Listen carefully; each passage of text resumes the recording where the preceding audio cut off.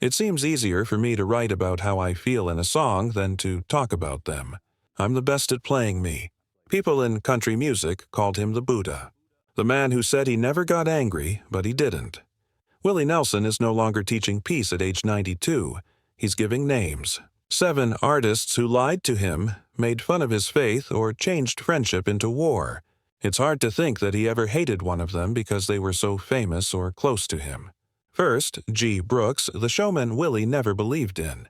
On top of Willie Nelson's list of people he hates, G. Brooks is on the list of people who think he is a star. Even people who have lived in Nashville for a long time still find it funny. Brooks turned country music into a business, but Willie says he killed its soul. Brooks was flying across stadiums on wires in the 1990s, while Willie was still going to dusty county fairs with Trigger on his knee. Fireworks. The crowd thought it was magic. Willie thought of it as a funeral for real. Afterwards, he told one of his bandmates, "You can't sell struggle if you've never been through it." This was after seeing Gar perform. At the Country Music Hall of Fame in 2004, things came to a head one night. G stood on stage with a smile on his face and called Willie the soul of country music. On camera, it looked sweet, but Willie looked him straight in the eye and said, "Next time, sing it like you mean it." That line was like a storm through the business world.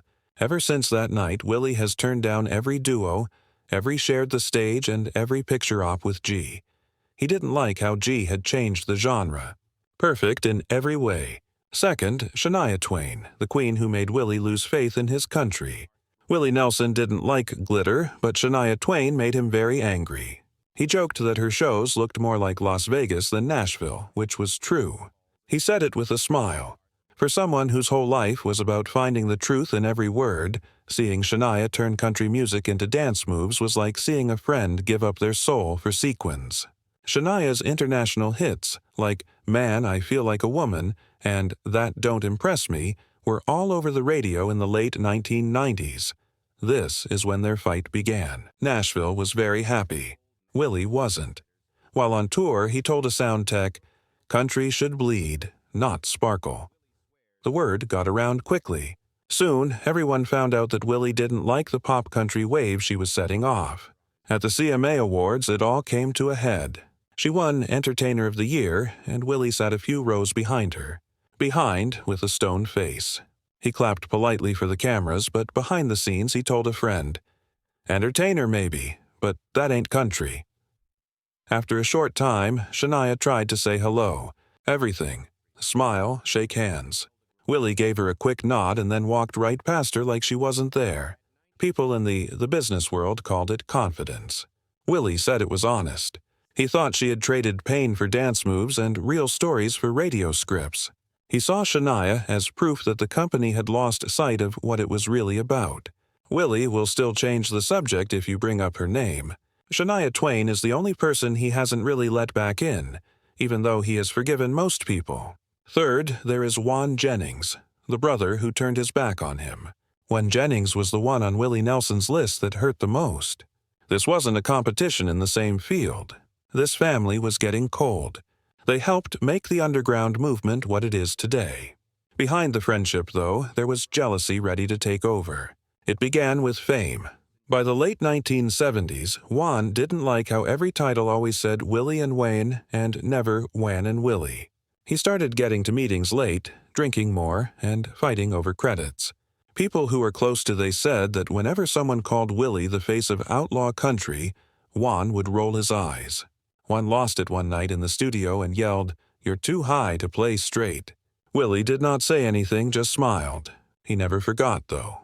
After an interview together in the early 1980s, they were no longer friends. Willie was called a dreamer in cowboy boots who forgot where he came from by Juan, who was only half serious. The media laughed, but Willie didn't. Following the interview, he left in silence and quit calling. They never fixed it. Willie didn't go to the funeral for Juan when he died in 2002. A note he wrote by hand said, "See you on the road somewhere." He sent flowers. For those who knew him, it was a way for him to say goodbye and accept that the pain had never really gone away. Fourth, Toby Keith was a brave American who went too far. Don't think Willie Nelson only didn't like Toby Keith. He didn't like how Toby changed country music. It wasn't about music. It had to do with politics and pride. It was Willie who said, "A guitar should never wave a flag." He did that to get back at Toby without calling him out by name. There was no doubt in Nashville the person he meant. Their fight began in the early 2000s, right after Toby was freed by the red, white, and blue. A lot of people loved the song, but Willie thought it was just propaganda. Willie had decided to perform at a veterans benefit show in Austin so that people would come together instead of fight. Toby walked out on stage. People yelled slogans and waved flags after him, turning the show into a political rally. From backstage, Willie was disgusted as he watched. Willie stopped Toby in his tracks and told him, "You're using music to fight, not heal." Tom laughed and turned around to leave. At that point, there was no going back. Willie dropped out of all future shows that had Toby Keith in it. He wouldn't even show up on the same benefit events. He told people behind the scenes that Toby's act was just an ad dressed up in camouflage. Years later, Toby tried to get in touch with her through a friend they both had. He sent her a message saying he didn't mean any harm. Willie didn't answer. He told his team, I've met bigger men, but not many without a heart." From then on, Willie's world had a quiet rule. Should Toby Keith be on the picture, Willie Nelson should not be there. Fifth, Merle Haggard, the friend who did something wrong. It wasn't just another artist running his mouth off when Merle Haggard made fun of Willie Nelson. Mouth. It was a brother who was drawing blood. He wrote songs in the same hotel and rode the same buses with this other man. They built outlaw country together. But somewhere along the trips and the years, Merle forgot that Willie could remember everything.